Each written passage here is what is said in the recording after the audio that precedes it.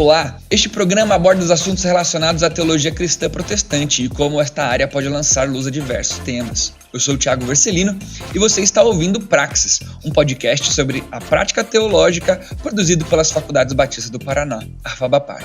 Se você se interessa por questões teológicas e bíblicas e quer entender melhor como é a prática teológica, este podcast é para você. Ajuste o volume, prepare a mente e o coração e seja bem-vindo.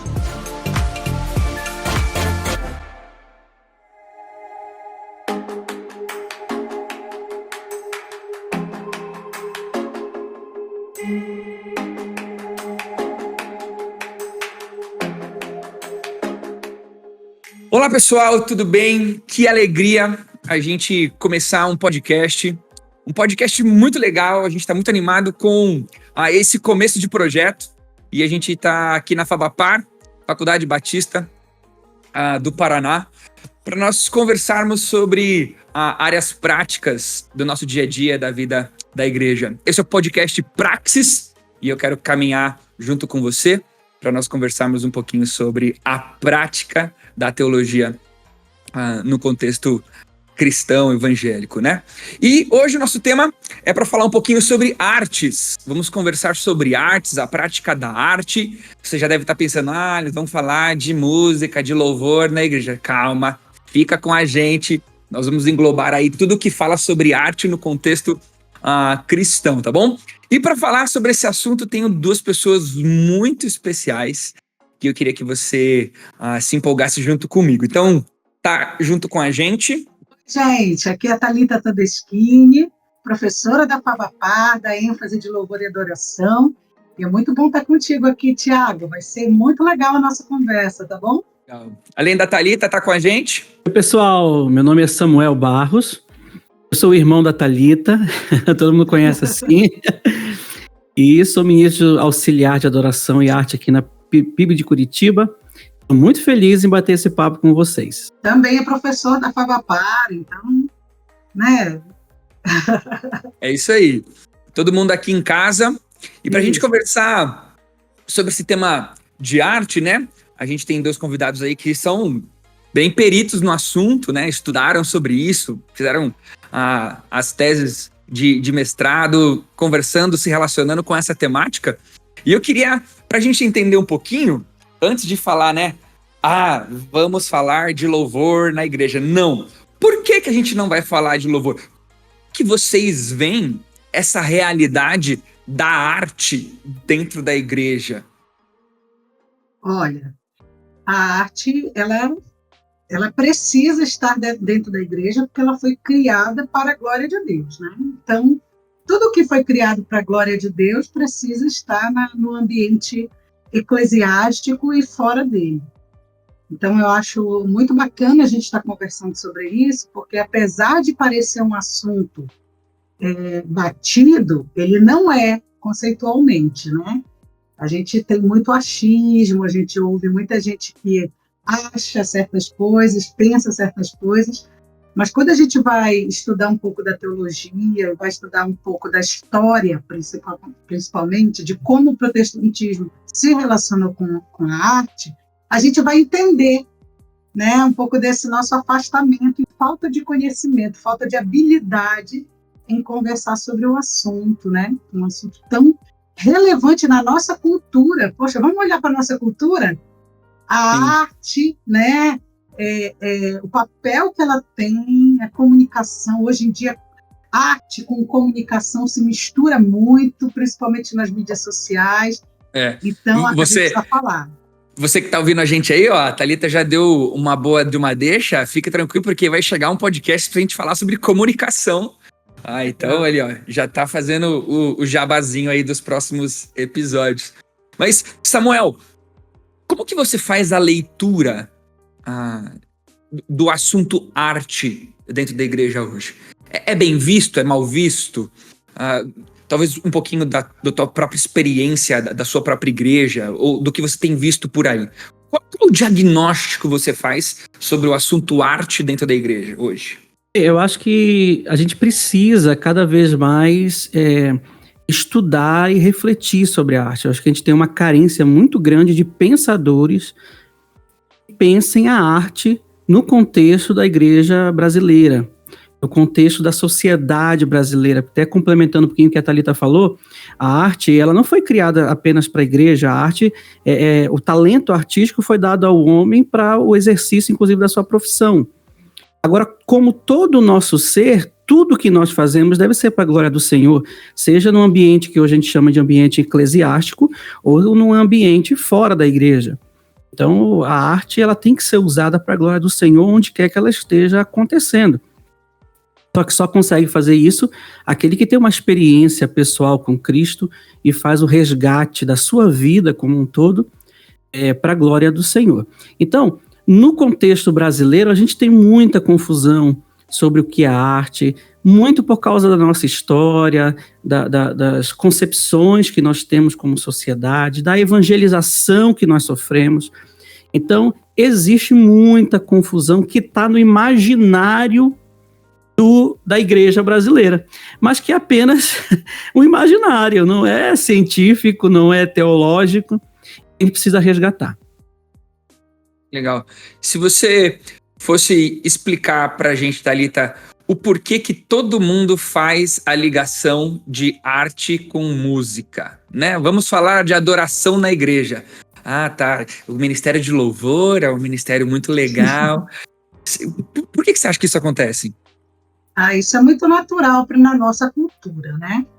Por quê? Porque em algum momento da história do protestantismo, nós, por causa da teologia dualista, né, que separou o sagrado do profano, isso já no início, nos primórdios da Reforma Protestante, isso fez com que a igreja deixasse de falar sobre arte e deixasse de falar sobre ciência, que também é outro aspecto da vida humana que a gente fala pouco dentro das igrejas evangélicas. Então, o que a gente fez? Né? Quando eu falo a gente, estou falando dos pais do protestantismo ali. A gente relegou a arte, né, e alguns elementos culturais ao secularismo. A gente disse assim, isso aqui não é de Deus. Negócio que envolve corpo, negócio que envolve emoções, negócio que envolve imagem. É importante, eu não estou aqui fazendo um julgamento de valor. Eles tinham argumentos para isso, tá, Tiago? É história, né? História, estamos falando de história. Né? Eles tinham argumentos. Vamos lembrar que a gente saiu de uma igreja católica, de uma hegemonia católica, com aquelas igrejas cheias de rebuscamento artístico, com ídolos, né, com imagens. Então, o movimento protestante ele também veio para tentar se opor, tentar trazer um conceito de simplicidade, que eu acho maravilhoso, que eu acho que a gente tem que trazer para a nossa vida. Mas a simplicidade... Oi, pode falar, Simone. Em todo o movimento protestante, né? O segmento do movimento protestante. É importante a gente colocar que Calvino foi mais radical. Já os luteranos permaneceram com muitos elementos. Então a gente tem que avaliar qual é a ênfase reformada que mais influenciou a cabeça da igreja no tempo, né? Mas explicando, isso que o Samuel falou é interessante, Tiago, porque quando a gente foi colonizado no Brasil, a gente foi colonizado muito com quem veio desse segmento, que tinha uma visão da cultura local como uma visão demonizada, né? Então, não se conseguia enxergar a cultura do índio e a cultura do negro, vamos falar de Brasil, 1800, a nossa colonização protestante no Brasil, né? A partir ali de 1800. Não se conseguia olhar para aquela cultura e enxergar objetos que fossem cristãos, que fossem sagrados ou passíveis de serem utilizados na liturgia. Por quê? Porque a nossa colonização protestante ela foi anglo-saxã. Então, existia um conceito missiológico na época que a cultura anglo-saxã ela era o apogeu do cristianismo, né? Então, não bastava eu pregar o evangelho, eu também tinha que, vamos dizer assim, ocidentalizar as pessoas, né? Eu precisava transformá-las naquela minha cultura, né? Então, a gente precisa entender que isso que aconteceu no Brasil aconteceu de maneira natural. O que não é natural é a gente, no século XXI, depois de tanta evolução científica na área das ciências humanas, né, da antropologia. A gente tem uma antropologia missionária no Brasil profundíssima. Os nossos escritores de antropologia missionária, vou citar aqui Ronaldo Lidório, são reconhecidos no mundo inteiro. Mas quando a gente vai falar sobre arte na igreja, a gente se aprofunda pouco nesse assunto. Entendi. Pode emendar, Samuel, pode emendar. É nesse contexto que eu falei que a gente precisa compreender, né? A gente precisa pensar mais a arte no contexto brasileiro, porque o brasileiro tem uma cosmovisão muito própria e vê o mundo de uma forma muito própria, que é fruto da sua origem, né? Do seu pensamento. E a gente precisa pensar a arte. Mas o que aconteceu foi isso, a arte foi renegada. Ou seja, nós entregamos a arte para a academia, nós entregamos a arte para a cultura, para a filosofia. Né? Filosofia, e a igreja parou de pensar na arte. É muito importante para a gente. Se eu fosse pegar isso que vocês estão falando, eu vou fugir da pauta aqui, daí se eu pegar vocês de prevenido, a gente edita depois, não tem problema. Por isso que a gente grava antes, não faz ao vivo. Mas isso que vocês falaram agora talvez explique muito a necessidade que o brasileiro tem de importar arte, principalmente no contexto cristão, né? Eu já vou começar fazendo coisas que eu falei aqui que não é assim, né? Mas vamos usar o exemplo da música, por exemplo. Não dizendo que só isso é arte, tá? Mas o simples fato de você usar o exemplo da música é natural. Sim. Porque é difícil a gente falar de arte protestante que não seja música. Não é verdade? Né? Que exemplos a gente tem hoje no Brasil de arte protestante que não seja música? A gente está agora entrando em outros nichos. Então, não se sinta menor por causa disso, porque Sim. Isso é natural, tá bom? Mas então vocês acham que esse contexto que vocês deram é uma boa justificativa do motivo pelo qual aqui no Brasil a gente importa tanta arte, seja norte-americana, seja australiana, seja europeia, para dentro das nossas igrejas? O brasileiro importa tudo, né? O brasileiro foi acostumado ao que de fora é melhor do que está aqui. Isso tem origem na nossa colonização. Nós fomos descobertos e fomos usados, explorados. Na verdade, as coisas saíam daqui, iam para fora, e as de fora que vinham para cá, como se a de fora fosse melhor. Por exemplo, nós temos um exemplo na nossa cidade, né, nós somos lá de Belém do Pará, nós temos um Teatro da Paz, que tudo que tem naquele teatro veio de fora. Os lustres vieram da França, as cadeiras. O que eles usaram foi a madeira, o pau-brasil, que o piso todo é em pau-brasil. Até hoje, então, fica no imaginário do brasileiro que o que tem de fora é melhor do que o nosso. Isso faz parte da forma como a gente enxerga a gente mesmo. É só você ver, a música americana é melhor. E ao contrário disso é que eu valorizo pouco aquilo que é nosso, que é nacional. Parece que a gente não consegue adorar como uma coisa brasileira, né? E somando a isso, vem o pensamento de que a nossa cultura ela é do diabo. Uhum. Né?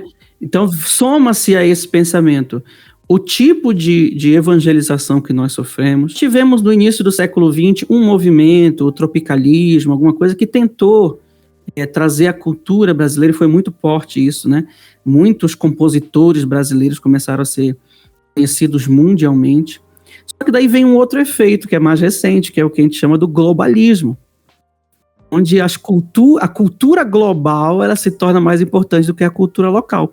E isso caiu como se encaixou perfeitamente no imaginário do brasileiro. Então, eu até brinco, viu, Tiago, com esses pastores que pregam de camisa xadrez. Na verdade, quem usa camisa xadrez é o escocês, é o irlandês, é o lenhador. Né? E o que a gente tem disso no Brasil? Não tem nada, mas é global, é legal. E não é só legal, sabe, Tiago? A gente tem que entender também que existe uma questão de afeição e de identificação. Quando a gente olha e diz assim, você falou uma coisa muito interessante, parece que a gente não consegue adorar com uma música brasileira, né? Por quê? Porque são poucas as pessoas que têm contato com a música brasileira. Então isso não cria identificação, não cria empatia sonora, né? O Jonathan Edwards, no livro Afeições Religiosas, ele vai dizer, olha, eu entendo que a única razão da música existir é ativar as afeições religiosas que nós temos por Deus. Tá lá, foi o Jonathan Edwards que falou isso alguns séculos atrás, né? Quer dizer, essa empatia, essa afeição tem a ver com o que a gente ouve, tem a ver com o que a gente dá valor. Então, o que a gente aprende, né? Com o que a gente aprende, ótima por palavra. Isso que a arte, por isso que a arte é um elemento da cultura de uma nação, assim como a escrita, como o pensamento, tudo isso é cultura. Então, o problema é que o brasileiro também não estuda a sua arte. Se a gente não conhece, a gente não valoriza. Ele não aprende na escola a qualidade da música brasileira, né? Então, é aquilo que eu sempre questiono, né? Eu tenho muitos amigos que têm esse viés. A gente tem que parar de cantar música americana ou música australiana, nós temos que cantar música brasileira. Tá, primeira pergunta que eu faço, o que é música brasileira? Música composta por brasileiro serve? Aí já divide o grupo. Uma parte diz, serve. Outra parte diz, não, porque não é música com a cultura brasileira. Tá, essa é a primeira pergunta. Né? Aí a pessoa já imagina assim, né? Não, vamos louvar então. Olha que Deus mais lindo, mais cheio de graça. Né? Aí, a segunda pergunta que eu faço é, quando o cara, como a nossa matéria na Fabapar tem que ser muito prática, né? E eu dou a matéria de culto contextualizado, a segunda pergunta que eu faço é, tudo bem, então vamos cantar tudo em ritmo brasileiro no teu culto. O teu povo vai saber cantar? Vão mais fundo. Os teus músicos vão saber tocar? Vai ser difícil sair do 4x4, né? Não tem. São coisas que precisam ser construídas. Não é um discurso. Não é um discurso, agora, a partir de agora, eu vou aderir ao movimento brasileiro. Tá, e tudo bem. E será que o povo da tua igreja está afim de cantar música brasileira? Porque o culto tem um propósito que também tem a ver com a comunicação. Também tem a ver com eu me conectar com aquela pessoa. Será que se eu só tocar música brasileira, eu vou me conectar com quem está participando do culto? Então, a discussão, Tiago, é muito mais profunda quando a gente vai trazer para o aspecto da igreja, do culto da igreja. Agora, ouvir música brasileira, cantar música brasileira, maravilha. Eu ouço música. Nós fomos criados na nossa casa.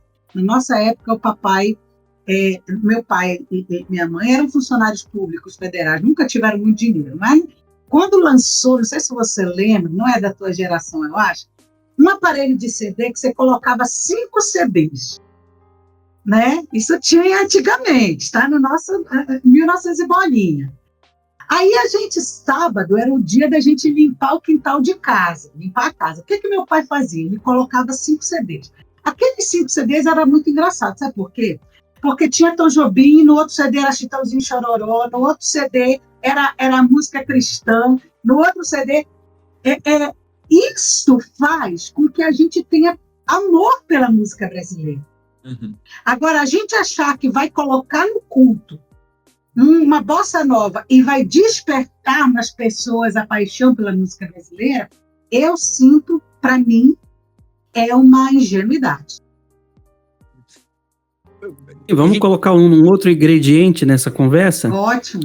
Que é ainda na temática do globalismo, que é a cultura pop ser elegida como a cultura global.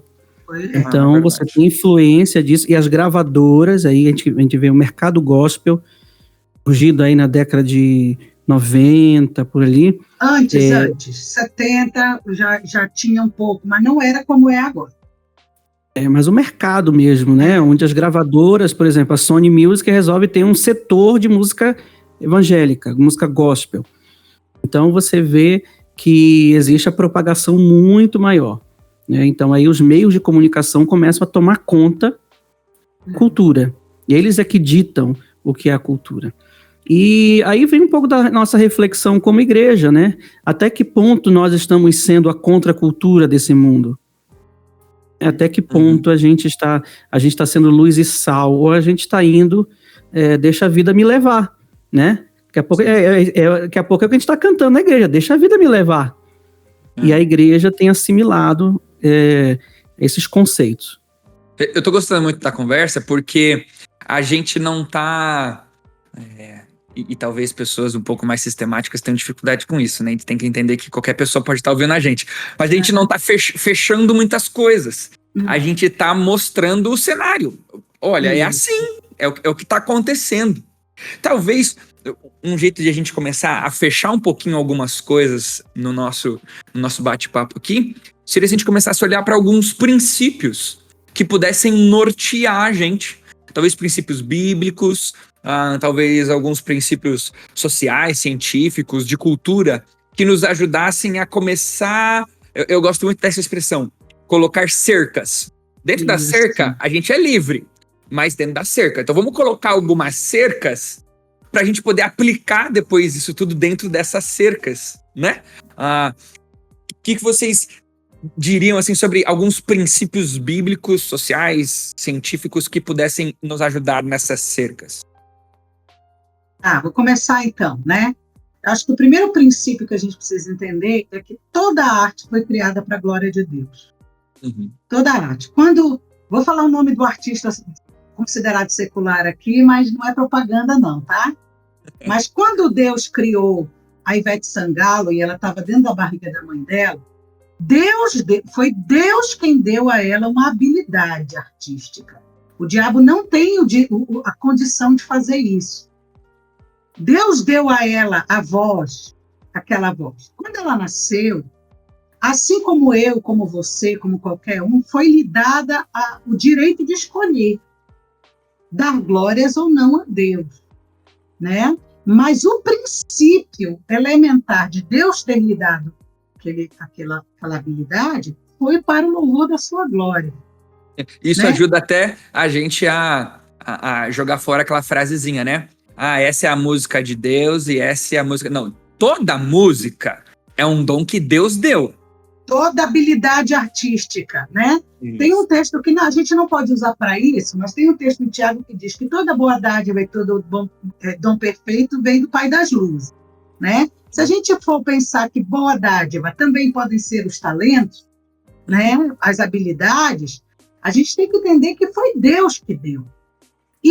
E o artista, quando ele não devolve, não entrega a Deus a glória que ele alcança, seja ela qual for, o fruto do seu trabalho, ele paga o preço, um preço alto por isso. Isso a gente não precisa nem pensar muito.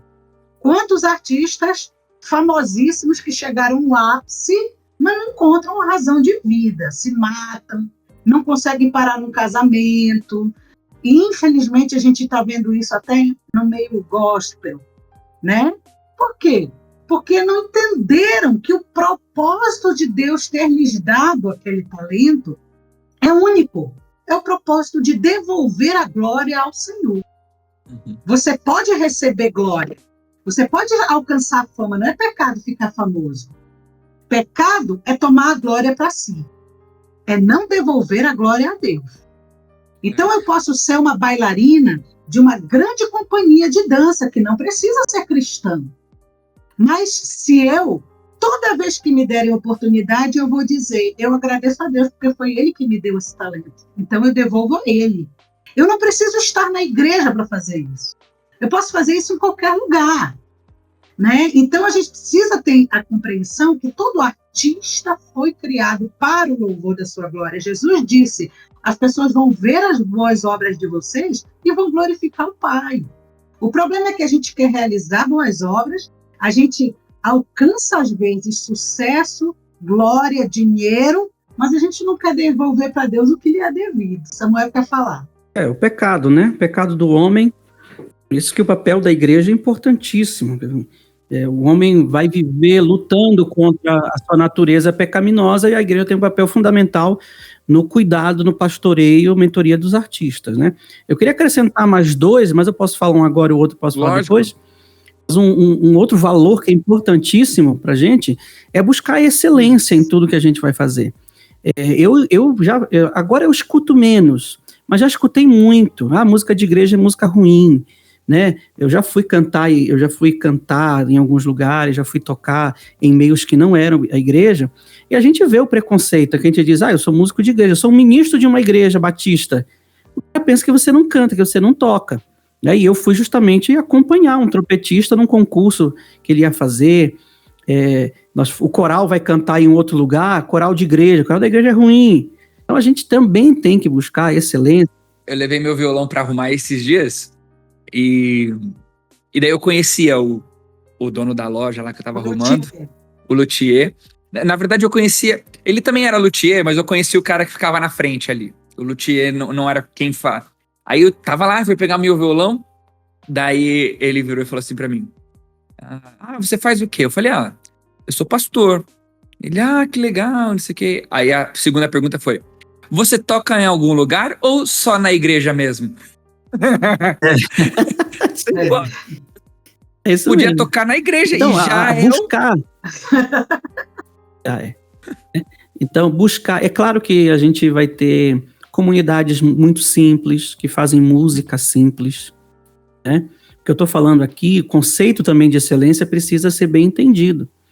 Faça o seu melhor. Isso. Não faça de qualquer jeito, desleixadamente. Isso é a orientação da palavra de Deus. Que Ananias, que foi escolhido líder dos levitas, ele foi escolhido porque ele era perito naquilo que ele fazia, em liderar a música.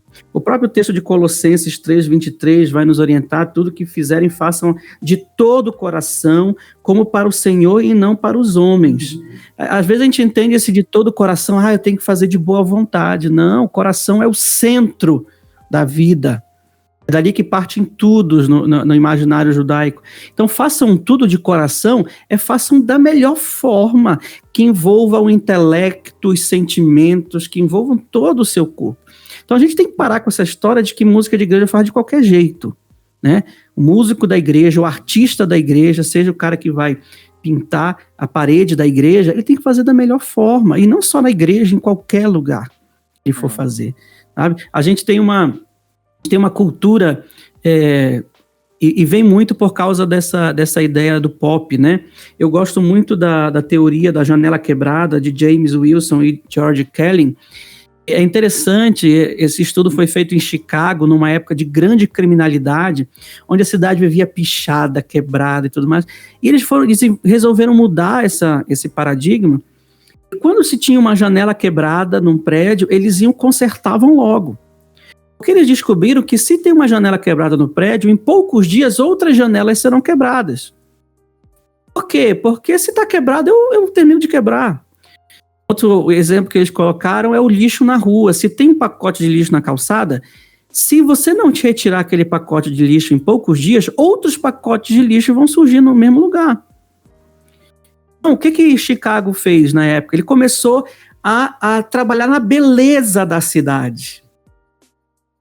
Foi uma forma, inclusive, de combater a criminalidade. Sim. Por quê? Porque as pessoas que viram que a cidade estava bonita quiseram manter a cidade bonita. Então é interessante a gente perceber isso, que esse valor da excelência, do fazer o melhor que você pode fazer. Eu não estou dizendo aqui que músico de igreja só tem que ser músico profissional, não é isso. Músico leigo, ele tem que fazer o seu melhor. Ele não pode ficar estagnado. Ele tem que crescer. Ele tem que conhecer linguagem musical, ele tem que melhorar sua técnica e tem que melhorar, inclusive, o seu coração, sua mente diante de Deus. A excelência não numa perspectiva muito mais ampla do que só técnica. Sua vida com Deus, sua vida de oração tem que ser excelente, a sua vida do conhecimento da palavra tem que ser excelente. Nós estávamos, inclusive, conversando sobre isso hoje, estávamos em reunião ministerial, e a gente estava conversando sobre isso, né? O grande esforço que nós estamos querendo fazer esse ano, como ministério, pastor Paulo Davi, toda a equipe, em busca da gente resgatar o valor do estudo bíblico entre as pessoas envolvidas no nosso ministério, né? Porque a gente entende que a nossa igreja, ela é conhecida pela excelência das coisas que ela faz artisticamente, mas a excelência da vida com Deus precisa acompanhar esse crescimento, esse desenvolvimento, né? Então, isso é vital, né? É um valor inegociável. A gente vai falar de texto bíblico, e a gente já citou alguns, né? Mas aí a gente começa o seguinte: vamos procurar arte na Bíblia. Aí todo mundo, a Miriam dançou e o Davi cantou. E assim, a Bíblia, ela é um pouco mais rica do que a Miriam ficar dançando e o Davi ficar cantando, né? O que mais que a gente poderia olhar aí para a palavra de Deus para a gente conversar sobre a arte, né? Puxa vida, tinha uma tribo de Israel específica só para cuidar disso, né? No reino de Israel. Então, o que mais que a gente pode olhar um pouquinho? Eu acho que o primeiro texto da Bíblia que fala, né, do assunto é um texto muito que a gente não pode abandoná-lo, né, que está ali em Êxodo capítulo 31. Quando o Senhor... olha só que coisa louca que é a arte na Bíblia, né? A gente se afastou muito do conceito da ideia de que Deus ama o belo. Deus ama a beleza, Deus ama a estética, Deus ama o coerente, né? Tudo isso se perdeu na nossa cultura. Isso hoje o próprio conceito de arte se discute, né? Porque tem coisa que a gente olha e não vê beleza, não vê estética, não vê, né? Mas querem que chame de arte. Mas Deus não, nosso Deus é um Deus que ama a beleza, que ama a coerência. Então, quando ele designa Moisés para construir o tabernáculo, lá em Êxodo 31, o que ele vai fazer, né? Ele vai encher uma pessoa, Bezalel, do Espírito Santo. Olha que coisa louca. Essa é a primeira menção de que alguém é cheio do Espírito Santo na Bíblia. Foi um artista. Então, olha só. E o enchi do Espírito de Deus de sabedoria, de entendimento, de ciência em todo lavor, para elaborar projetos, trabalhar em ouro, em prata, em cobre, em lapidar pedras para engastar e em entalhos de madeira para trabalhar com todo o lavor, né? Então, a partir daquele momento, Deus estabelece não apenas ali o Bezalel, mas todo um povo, toda uma descendência. Olha o versículo 6. Eis que eu tenho posto com ele a Oliabe, o filho de Aizamaque, da tribo de Dan, e tenho dado sabedoria ao coração de todos aqueles que são hábeis, para que façam tudo o que tenho ordenado. Então, a gente tem dois princípios aqui muito interessantes sobre a arte. Primeiro, Deus ama a arte. E segundo, Deus tem um padrão estético, um padrão de beleza, né? E que, a meu ver, esse padrão, ele não segue apenas uma vertente cultural. Ele ama o que é belo em todas as culturas. É só olhar para a criação, né? Que baita obra de arte que Deus fez, né? Tudo bem que alguns seres humanos, eu acho que ele idealizou mais perto um pouquinho do descanso, do que estava menos empolgado, assim, né? Dá pra gente ver algumas faces assim, que estava mais perto do dia de Deus descansar do que alguns que ele criou mais pertinho de Adão ali. Cuidado com essa tua teologia, rapaz. Olha lá, cuidado. Mas é interessante a gente entender isso. Então, para mim, o texto de Êxodo 31, ele é vital. né? Para eu entender, primeiro, o propósito, porque Deus deu habilidade artística para as pessoas.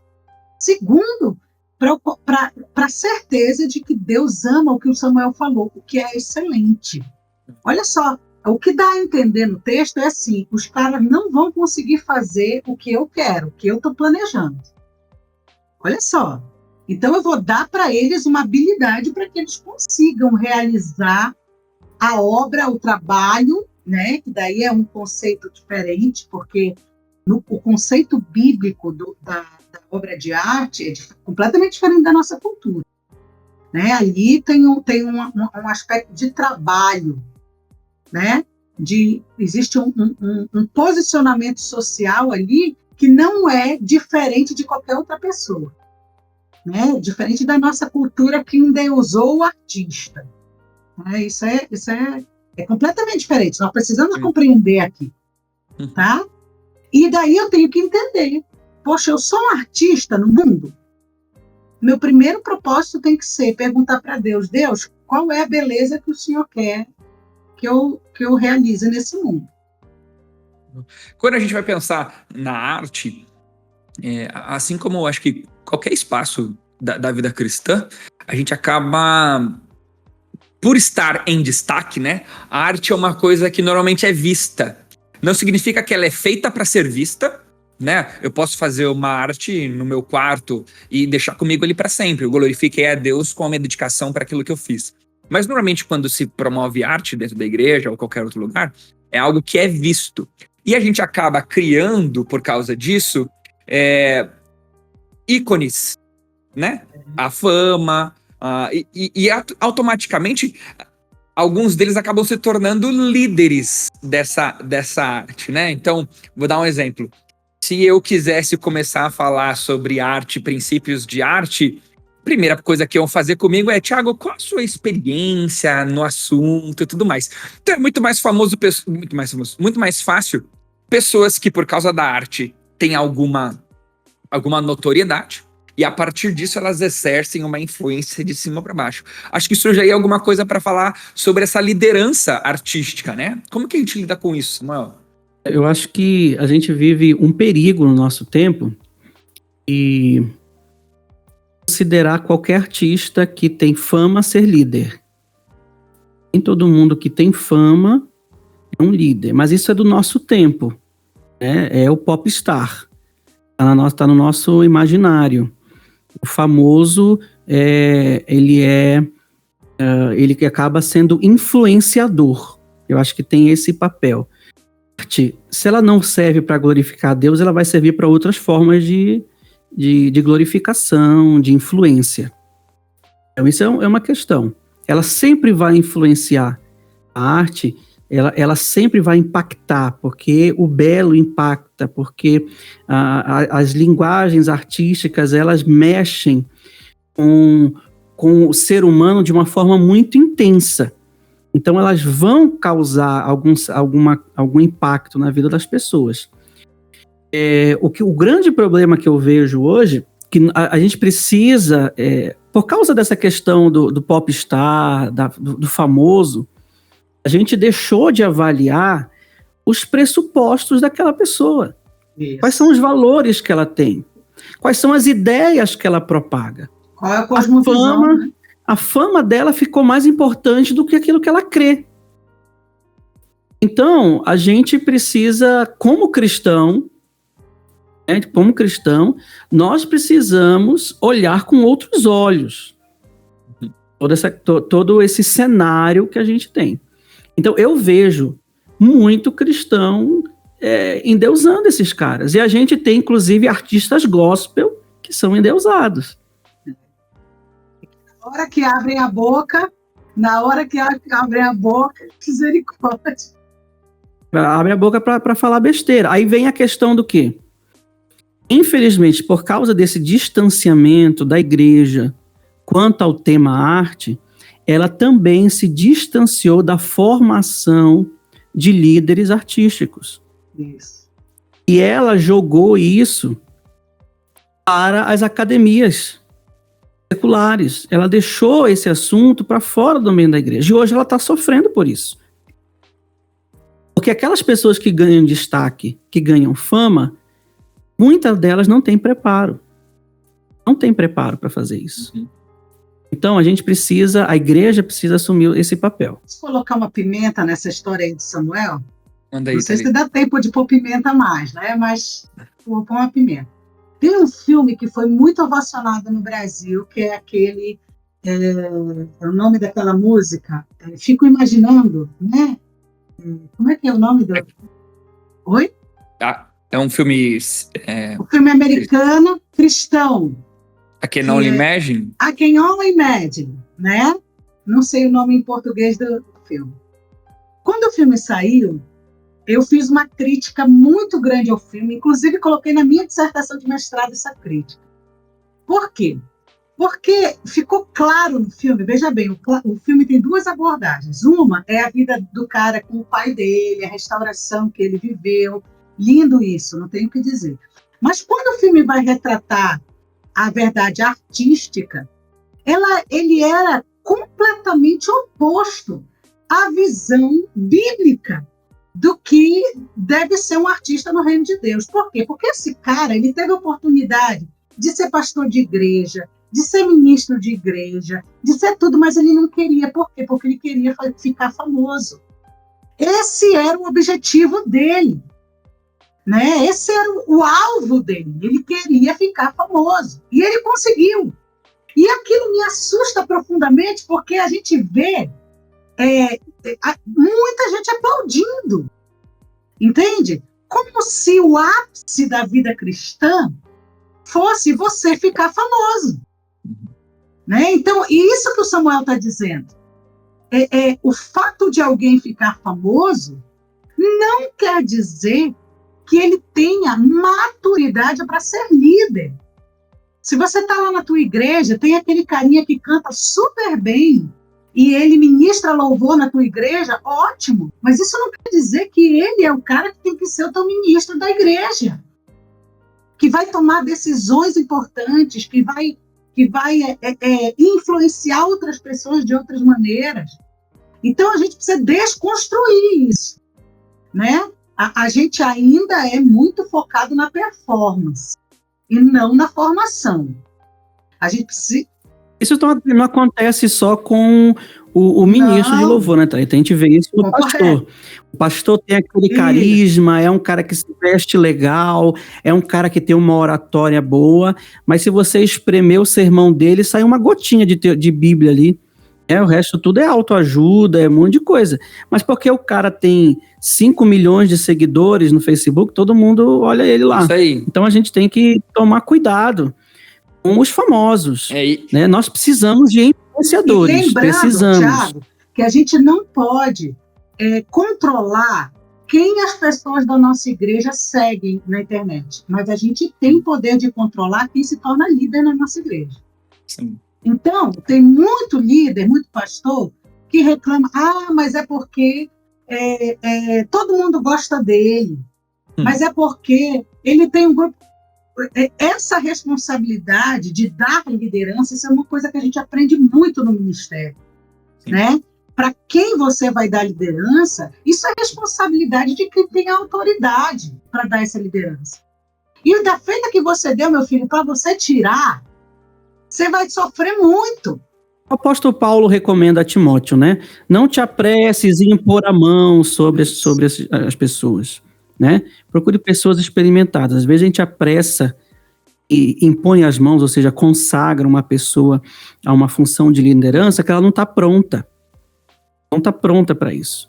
E acontece muito isso na liderança artística, né? O pastor quer que o culto bombe, que tem um monte de gente. E a música no culto tem um papel fundamental. E aí ele pega o cara que está tocando, né? Muito bacana isso. Você precisa ver se ele é um vocacionado, você precisa ver se ele é um líder e investir na vida desse cara. Se ele é crente, né? Se ele tem primeiro ver se ele é crente. Não, esse eu nem preciso ter falado, né? Mas tem que falar. Mas tem que conhecer o cara. Hoje em dia tem que falar, né, Thalita? A gente tá aqui já suando as dicas que a gente quer dar para todo mundo a partir daquilo que a gente tem conversado, né?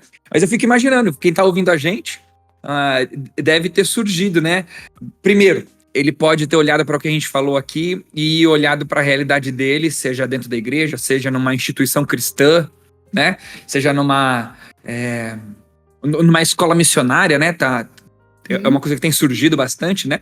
E ele vê essa questão da arte, ouviu o que a gente falou aqui e falou assim, caramba, o que eu tô vivendo aqui não tem nada a ver com o que eles falaram. Ou então, a pessoa ouviu o que a gente falou aqui e super se identificou com o que tá acontecendo. Pô, é verdade, é isso mesmo. Então, assim, além de eu falar para você, venha para Fabapar fazer o bacharel com ênfase em adoração, que é uma boa de uma dica para você se conversar sobre esse assunto. Mas assim, que dicas práticas a gente teria, né? Olha, vou brincar aqui, né? Eu quero ser da arte na igreja. A primeira coisa, vai falar com o seu pastor, né? Nessas coisas assim, desde as mais pequenininhas até revolucionar, fazer como o Calvino fez, revolucionar a cidade inteira. Sim. Né? Que coisas que a gente poderia falar para quem está ouvindo a gente para fazer a partir desse nosso conteúdo? Tá. Eu acho muito importante, Tiago, o planejamento e o pensar o ministério de uma maneira estratégica. Tá? Então, na nossa experiência ministerial, né? Porque nós somos professores da mas nós somos ministros na PIB de Curitiba. Uhum. Né? Nós pensamos, desde quando a pessoa quer entrar no ministério, como ela está hoje, até o processo dela, se um dia ela tiver que sair e partir para outro lugar. É claro, são anos, né? Pastor Paulo fez 30 e poucos anos de pastorado ali, um ministério muito longo. Mas o que eu vejo no Ministério de Adoração é que, em muitas igrejas, é que a gente vive do imediatismo. A gente vive para resolver o culto da semana que vem. E viver de resolver o programa do culto da semana que vem não vai resolver os problemas que exigem processo. Lá vou eu falar de música de novo, né? Mas, o baixista não vem. Eu toco. O que você toca? Não, eu toco violão. Não, já dá. Só dá a cabeça da nota e fechou. Mas essas são coisas, Thiago, que acontecem com todo mundo. Igreja grande e igreja pequena. Essa semana eu ministrei louvor num culto na PIB de Curitiba e o violão, a gente não teve violão, sofri pra caramba, porque eu senti falta. Essas coisas acontecem em todas as igrejas. Isso não é justificativa para que eu não pense estrategicamente a minha igreja. Tá? Ferramentas. Né? Existem Rita, muitas. Pode falar. Assim. Talvez pensar que o ministério na igreja é muito maior do que a fazer culto. Isso. Não é? O ministério de adoração na igreja, ele precisa ser visto como não só um ministério de culto, mas um ministério também de pastoreio. Cuidado. E de evangelização, e de muitas coisas. Às vezes o cara não vai fazer, a menina, né, não vai fazer uma arte circense no meio do culto, mas ela vai fazer uma arte circense no meio da rua para evangelizar com isso. Né? E tudo isso depende de pensar estrategicamente. Então, eu estou acompanhando, por exemplo, algumas pequenas igrejas. O pessoal liga para a gente, pede ajuda, pede socorro. Né? Normalmente, a expectativa do pastor, a expectativa é que a gente traga respostas prontas para resolver para ele no próximo domingo. Só que a gente não tem essas respostas para dar. Entende? Tudo que a gente traz de proposta são coisas que você vai começar hoje, vai começar a plantar hoje, você vai comer 1 quilo de sal, e você vai precisar caminhar com um processo. Então, assim, você falou de dicas, né? Dicas, eu acho que a gente tem muito. Agora, a vida ministerial, ela não é uma vida de soluções rápidas. Não existe isso no ministério de adoração. Posso falar do ministério de adoração, mas eu acredito que em todos os ministérios. Né? Tem pastor que diz assim, mas eu sonho, eu quero ter uma orquestra na minha igreja. Aí a gente diz para ele, o que você está fazendo para isso? Eu estou orando para Deus mandar música. Eu disse, minha filha, então você vai orar muito para Deus mandar uma orquestra inteira. Você já pensou em montar uma escola? Você já entendeu que para você ter uma orquestra no culto, existe uma complexidade de planejamento que você vai passar a ter? Então, são coisas que não são pequenas soluções e pequenas dicas. Desculpa te frustrar se eu não consigo, mas eu realmente não consigo pensar em coisas assim que eu te diga assim, não, amanhã, domingo, se você fizer isso hoje, domingo está resolvido o teu problema. Eu desconheço. A gente tem que combater um pensamento que é muito comum hoje em dia, que é do imediatismo. Isso. Né? E o imediatismo não é nenhum valor bíblico. De jeito nenhum. A própria palavra de Deus fala de processos que acontecem na vida. O homem, o ser humano, é um ser complexo. As coisas não acontecem da noite para o dia. Então, a gente precisa, eu vejo muito líder correndo atrás de coisas para acontecerem ontem no ministério. E às vezes olham outras igrejas que veem isso e não imaginam o tempo que isso levou, o esforço que isso levou. Entendeu? Então, a gente tem que ter cuidado com o imediatismo quando a gente fala de reino de Deus. São processos, tem coisas que levam 40 anos no deserto para acontecerem, tem coisas que levam 40 anos na vida de uma pessoa, né? Então, ou seja, existe processo na vida de uma igreja que levam gerações para se consolidarem, mas o pastor que é impulsionado pelo imediatismo, ele quer ver o resultado na sua geração. Isso é uma coisa também complicada, não louros, né? Ele quer colher um louro. Gente, no reino de Deus, um planta, outro colhe, outro rega e outro que colhe. Essa é a dinâmica do reino de Deus. Então a gente precisa ter muito cuidado com o imediatismo. A gente vai falar de ministério. Mas eu queria dar umas dicas. A minha dica não é dica instantânea, não. Mas eu quero falar primeiro para quem é artista. Primeira coisa, você é artista, crente em Jesus Cristo. Primeiro, a tua arte é para a glória de Deus. Não troque a glória de Deus. Não dê glória a você mesmo. Olha, é um negócio, é terrível isso. Deus não divide a sua glória com ninguém. Então, você faça tudo para a glória de Deus. Segundo, busque excelência no que você está fazendo. Eu gosto de dividir a excelência em alguns parâmetros. Vamos falar de artistas, né? Primeiro, seja um crente excelente. Seja o melhor crente da sua igreja, você que é artista. Por quê?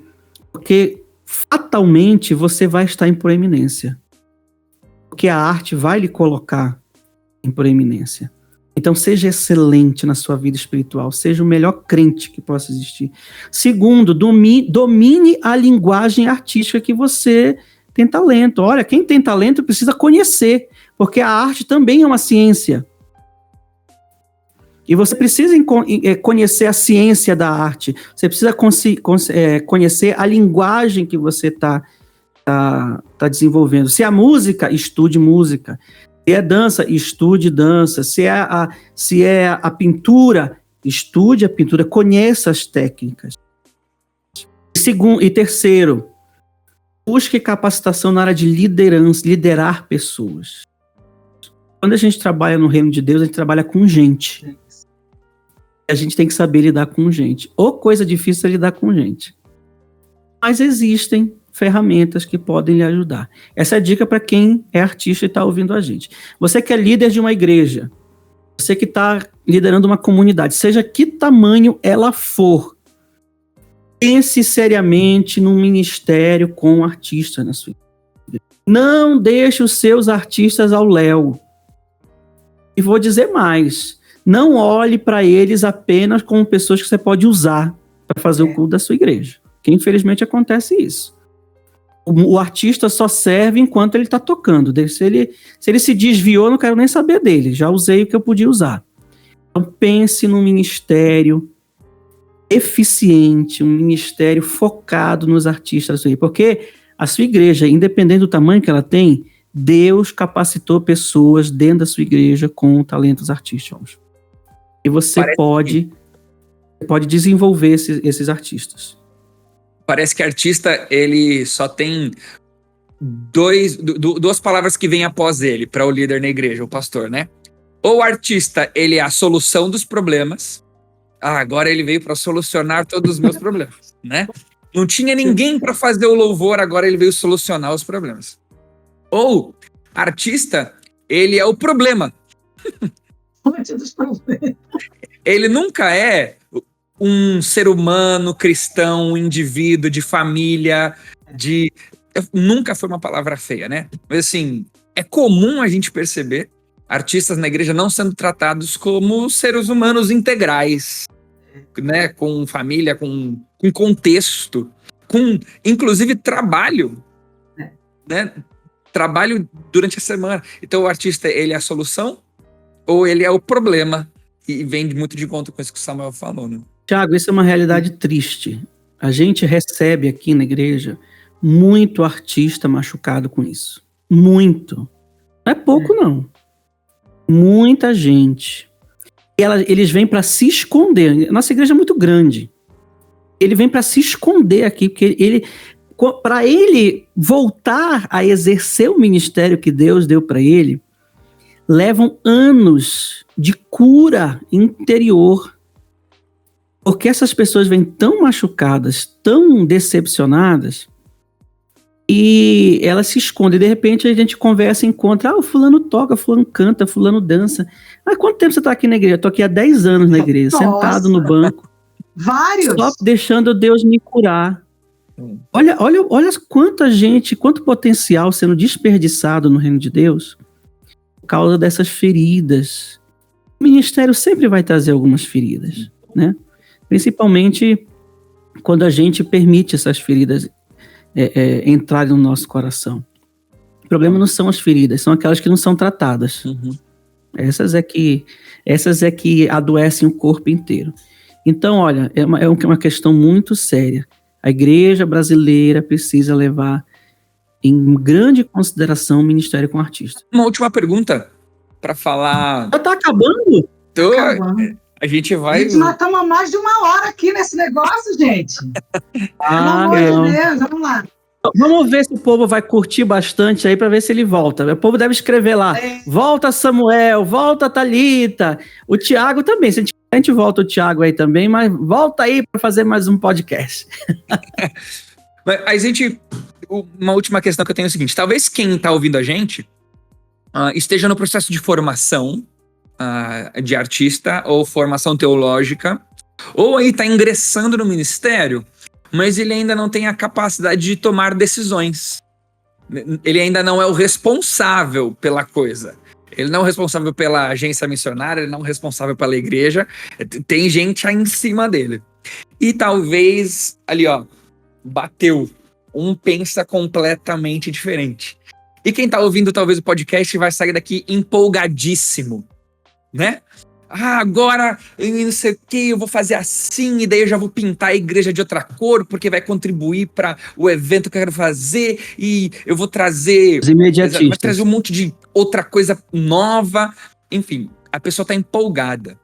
Como lidar com esse papel específico mesmo de quem está acima de mim em liderança não pensa como eu penso em relação à arte, né?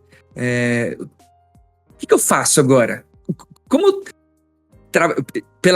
que vocês não estão vendo, gente, porque a gente tem um videozinho aqui quando a gente tá gravando pra vocês. A gente tem um videozinho. Você tem que ver a cara que o Samuel e a Thalita fizeram agora.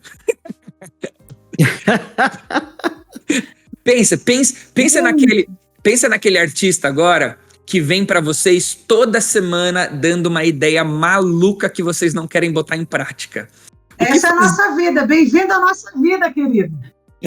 O que fazer? O que esse artista aí que vocês atendem toda semana, o que ele faz para lidar com isso agora? Joia. Posso começar? Olha, Samuel, vai. Enquanto eu estou procurando aqui a minha referência. Artista é um ser extremamente criativo. Brota ideia numa reunião. Olha, nós somos 8 aqui na nossa equipe com o pastor Paulo Davi. Cara, você precisa ver uma reunião nossa, é uma loucura. Porque, assim, se você for lá levar um projeto seu, ele sai um Frankenstein. Porque todo mundo meteu ideia no seu projeto, entendeu? Então, o artista, ele é assim. Ele faz parte, e isso é ótimo, quando usado corretamente. Agora, o artista, ele tem que se autoconhecer, ele precisa ter domínio próprio. Eu vou dizer uma coisa para você vai ter milhões de ideias, você vai ter muitas ideias. Mas faça como Jesus. Vá para o deserto, passe 40 dias orando e jejuando para ver o que é da sua cabeça e o que é aquilo que Deus está colocando no seu coração. E nem todas as ideias que você tem são as ideias de Deus para a igreja. E o segundo ponto, você tem uma ideia, o seu pastor tem outra. Artista, todo cristão tem que ser submisso à sua liderança. Todo cristão. Não enfrente, no bom sentido, né? Entenda quando o seu pastor, o seu líder, disser que não é a hora de se fazer. Cuidado, o artista também é muito imediatista.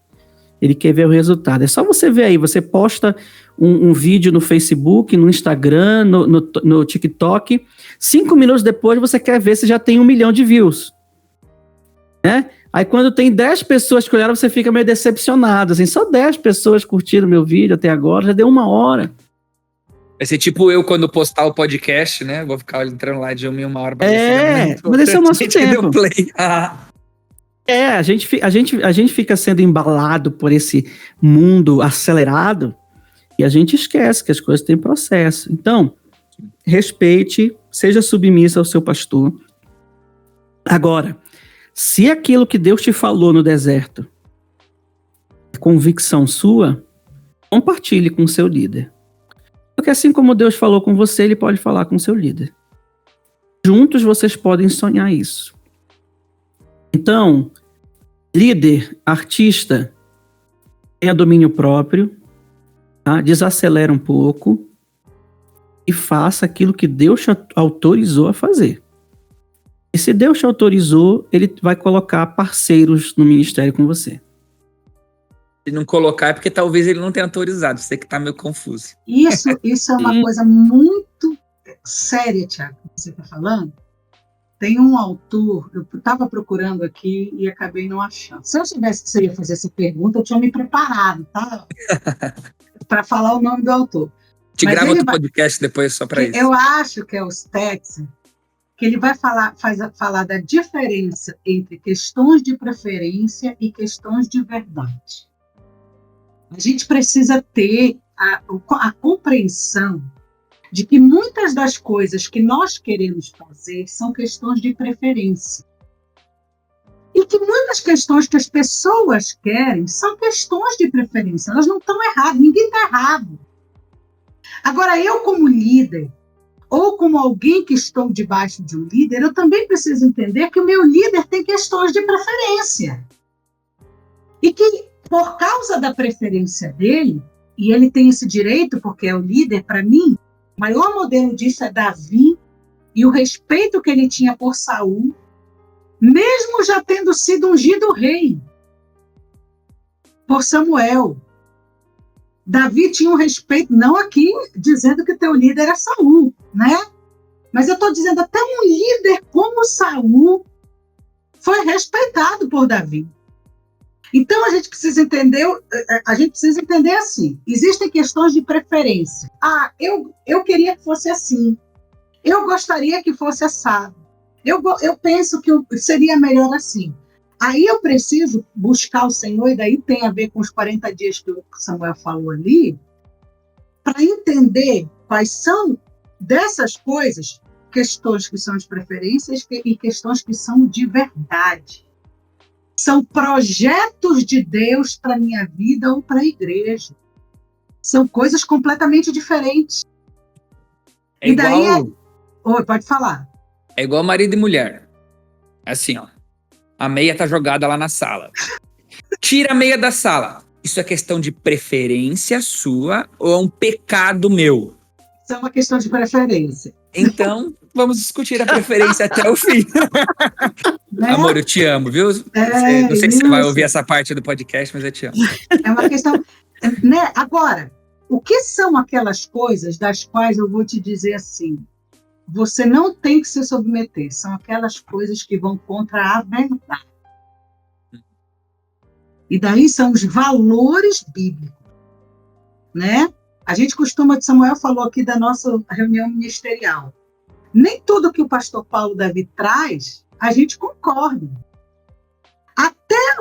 Até quando ele diz assim, mas eu gosto mais assim, eu penso mais assado. A gente discute, até que ele chega uma hora, quando ele diz assim, gente, mas eu orei e Deus falou para mim que é assim. Meu irmão, acabou. Aquilo deixou de ser um assunto de preferência e se tornou verdade. Porque o meu líder, a gente tem um lemazinho interno, tá? Isso aqui vai ficar internamente. O pastor Paulo não vai ouvir esse podcast. Não, pode deixar. A gente diz assim, a gente não pode esquecer que o ministério é dele. Uhum. Nós somos cooperadores do ministério dele. Thalita, mas não é teu ministério também? O meu ministério é ser cooperadora do ministério dele. Sim. Se Deus quisesse que o ministério fosse meu, eu seria líder, mas não sou. Ele é. Uhum. Então, enquanto ele não desobedece valores que são verdades, eu preciso pensar, será que isso que eu estou batendo na tecla não são questões de preferência? Isso. Thalita, Tiago, eu sei que você está querendo encerrar já, tá? Mas eu preciso falar duas coisas. Manda ver. Primeiro, em se tratando da sua meia, ali é uma questão de saúde do ambiente. Tem que tirar, não tem jeito. Viu? Entendi. Eu não podia perder essa, entendeu? Tá bom. Ainda mais falar em nível assim internacional. Então, Andriele tem razão. Tem que tirar a meia de lá e colocar já para lavar. Segunda gente, isso foi um exemplo fictício, tá bom? Entendi, nós entendemos. A segunda coisa, gente, olha só. A gente briga por tanta besteira. Sabe, isso que a Thalita falou é essencial. Líderes dos artistas, vamos brigar por aquilo que é verdadeiro, não pelo que é preferencial. Não pelo que é preferência. Tem tanta coisa no ministério com artistas que são de extrema importância, muito mais do que a cor da parede, do que se a bateria fica no meio, fica na ponta, se vai cantar hino ou cântico. Tem tanta coisa mais importante para ser investida, que não vale a pena de ficar brigando por tanta coisa. E tem coisa que hoje é preferência, amanhã já não é mais. Muito. Entendeu? Já mudou. Então, eu tô sonhando o dia que vai acabar esse negócio de camiseta listrada, que eu não aguento mais esse negócio de camiseta listrada. Quadriculada. A quadriculada. Se você tá ouvindo esse podcast, mora em Curitiba, quero desafiar você a dar uma camisa xadrez para o Samuel. Eu tenho. Ministrar. Ele vai ministrar o próximo domingo que você der, ele vai estar com a camiseta xadrez. Então, assim, por quê? Porque é moda, agora daqui a pouco não é mais. Pra gente terminar, agora é o momento de fazer o jabá, que é vender livro, vender o teu @ no Instagram. Esse é o momento. Vamos dar o tchau aí. Thalita, Samuel. A gente vai vender muita coisa então, filho, porque a gente tem muita coisa aqui. A gente tem nos dado a graça de ter muitas ferramentas, né? Então, eu quero convidar você a participar da minha live toda segunda-feira, às 20 horas, ali no meu Instagram, Thalita VB, Thalita com 2 L's. A minha live é Vamos Falar sobre Culto. E toda segunda-feira eu trago ali um pouquinho de conteúdo. Toda sexta-feira, também ali nas mídias da PIB Curitiba, e na Rede Super, você também tem a nossa Escola Bíblica Online do Ministério Compromisso e Adoração, né? Então, isso é transmitido pela Rede Super e também pelas mídias, só que daí da PIB Curitiba. Então, eu quero te convidar para estar com a gente. Vendi meu jabá. Obrigada, Tiago, pelo convite. E, Samuel, vamos lá. Gente, quer saber sobre tudo do Ministério Compromisso e Adoração? Segue Compromisso e Adoração no Instagram, no Facebook, no YouTube. Tem muito material lá para você. Venha estudar com a gente na Fabapar, parceria aí da primeira igreja de Curitiba com a Fabapar, no curso de Bacharel em Teologia com ênfase em Louvor e Adoração. Quero ver vocês lá como nossos alunos. Também quem gosta de cantar, quem quer se preparar aí, gosta de cantar melhor, vem estudar com a gente no Espaço Vida e Voz, aqui da PIB de Curitiba. Também estamos lá no Instagram e no Facebook, Espaço Vida e Voz. E me segue também nas redes sociais, @samvebarros. no Instagram e Samuel Vieira Barros no Facebook. De vez em quando, eu também não fico postando muita coisa, não, porque eu não tenho tempo. Eu tenho 2 filhos para criar e não tenho tempo igual o Thiago aí, que fica fazendo 500 podcasts e live, não sei o quê. Mas tem alguma coisinha que serve para vocês lá. Samuel, Thalita, muito obrigado por estar conosco aqui. É um privilégio para a Fabapar ter vocês aqui com a gente, falando sobre esse tema tão importante. E é isso aí, pessoal. Acessa lá, @Fabapar, para você ficar por dentro de tudo que acontece aqui na faculdade. Também você procura no Google o nosso site, né? Na Fabapar, lá você vai ter todos os conteúdos que a gente tem aqui, o YouTube, cursos livres, curso de bacharel, pós-graduação, mestrado, muita coisa legal para você caminhar de perto com a gente. E vai lá para as nossas plataformas, tá bom? Nós vamos postar, nosso podcast vai estar sempre presente em todas as plataformas, Spotify, Deezer, Apple Music, da Amazon, e se tiver mais alguma que eu esqueci, a gente vai divulgar aí depois, tá bom? Mas a gente vai estar em todas as plataformas, você pode seguir a gente lá também e consumir esse conteúdo que a gente tem feito para vocês. Valeu, pessoal! Deus abençoe e até a próxima! Um abraço! Um abraço, gente!